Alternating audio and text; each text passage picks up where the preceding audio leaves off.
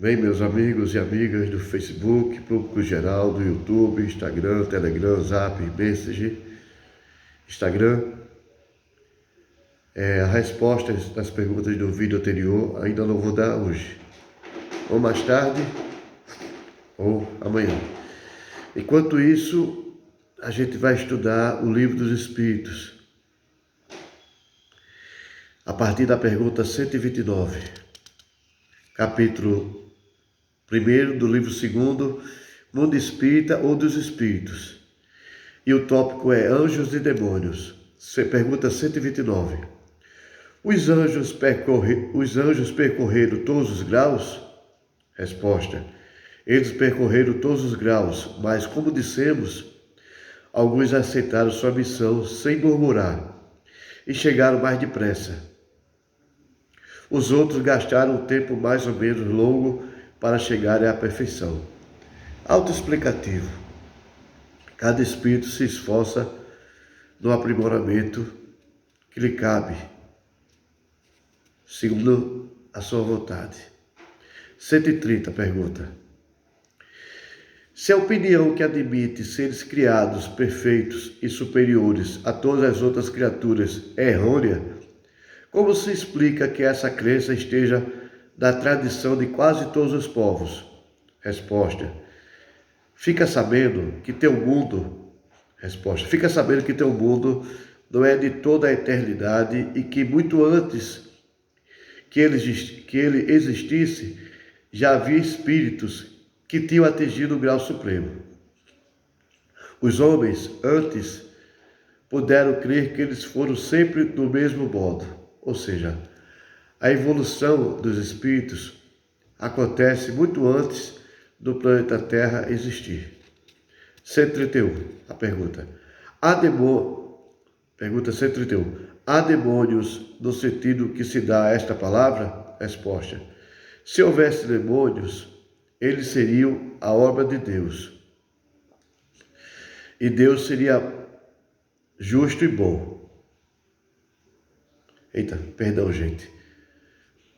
Na verdade, a resposta vai através de uma pergunta que o Espírito dá. Resposta. Se houvesse demônios, eles seriam a obra de Deus, e Deus seria justo e bom se houvesse criado seres devotados eternamente ao mal e infelizes? Se há demônios, é em teu mundo inferior e outros semelhantes que habitam. São esses homens hipócritas que fazem de um Deus justo um Deus mau e vingativo, e que creem lhe serem agradáveis pelas abominações que cometem em seu nome. Autoexplicativo. Aí Kardec tem uma nota de rodapé muito extensa para terminar o livro 2º. Para terminar o capítulo 1º do livro 2º, do livro dos Espíritos. Ele diz o seguinte.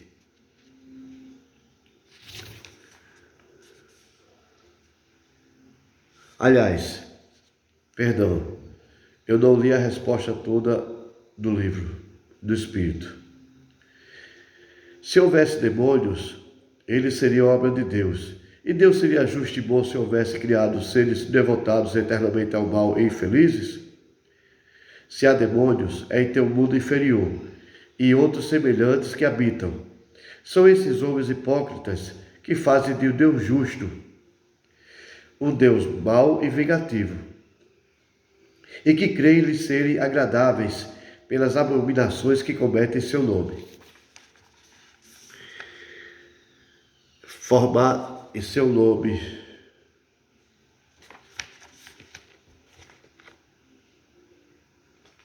Pronto, e aqui termina, é autoexplicativo. Vamos à nota de rodapé de Kardec.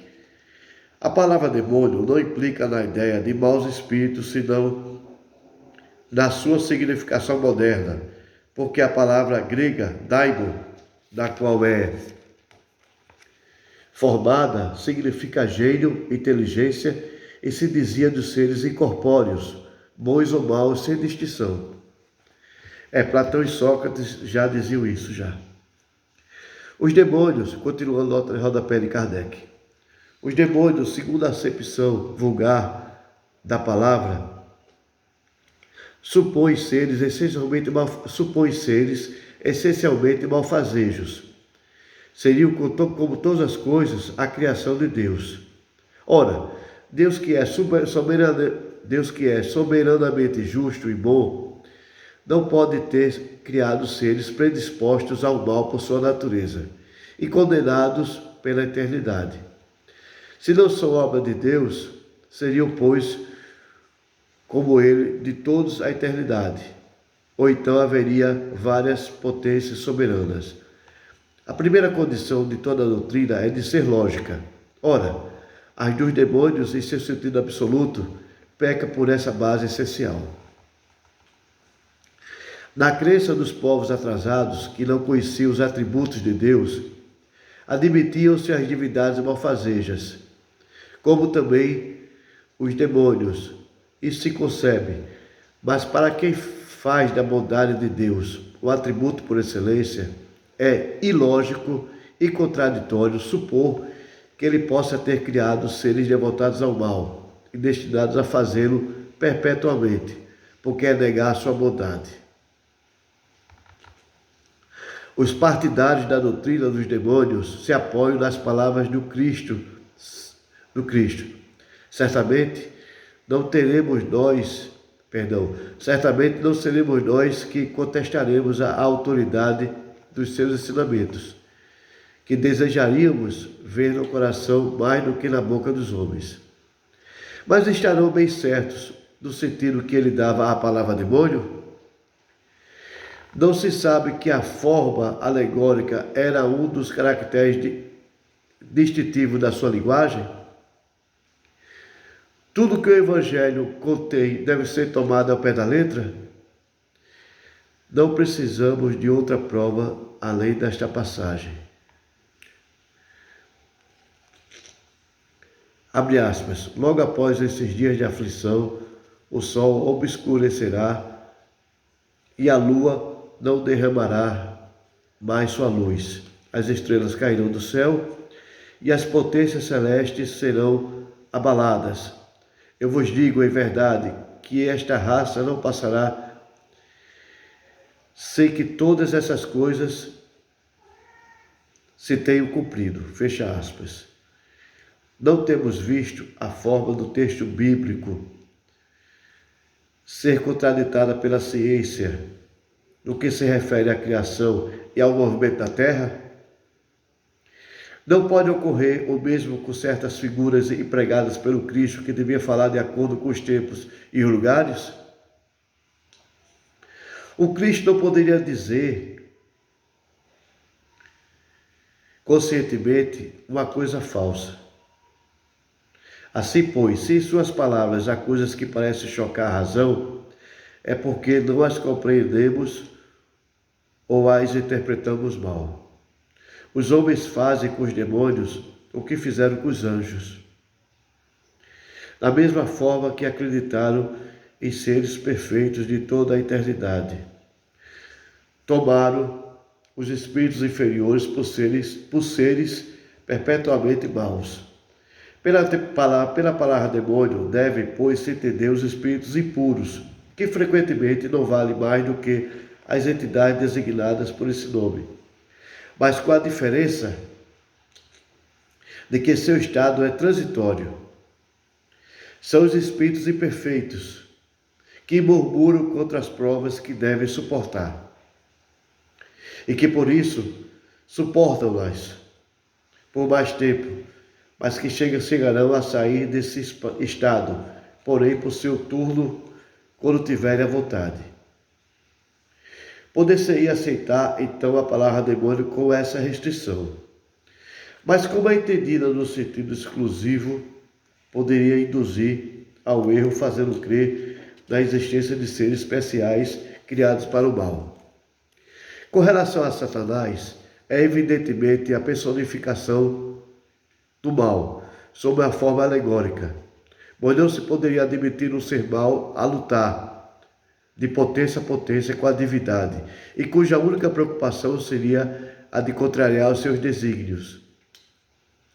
Como é preciso ao homem figuras e imagens para impressionar a sua imaginação, ele pintou os seres incorpóreos sob uma forma material, com atributos lembrando as suas qualidades ou os seus defeitos.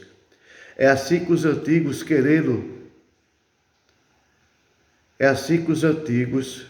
querendo personificar o tempo, pintaram-no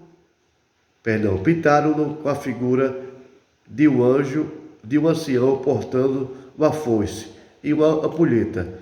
A figura de um homem jovem seria um contrassenso. Ocorre o mesmo com as alegorias da fortuna, da verdade, etc. Os modernos representam os anjos ou espíritos puros sob a figura radiosa, com asas brancas, símbolo da pureza. Satanás, com 2 chifres, garras e os atributos da animalidade, emblemas das paixões inferiores. O vulgo que toma as coisas pela letra viu nesses emblemas o indivíduo real, como outrora vira Saturno na alegoria do tempo. Ou seja, o tempo faz com que todos nós saibamos que muito do que está escrito na Bíblia tem que ser interpretado à luz da razão, sempre. E com isso, meus irmãos, eu termino o estudo do Livro dos Espíritos, no capítulo 1 do livro 2. E mais tarde, ou amanhã, a gente vai estudar o capítulo 2 do livro 2, Encarnação dos Espíritos. Ou seja, como se dá a encarnação dos Espíritos. Eu agradeço a todos, os amigos e amigas do Facebook, público geral, do YouTube, do Instagram, do Zap, do Telegram, do Messenger. Muito obrigado, que Deus acompanhe. Muito obrigado.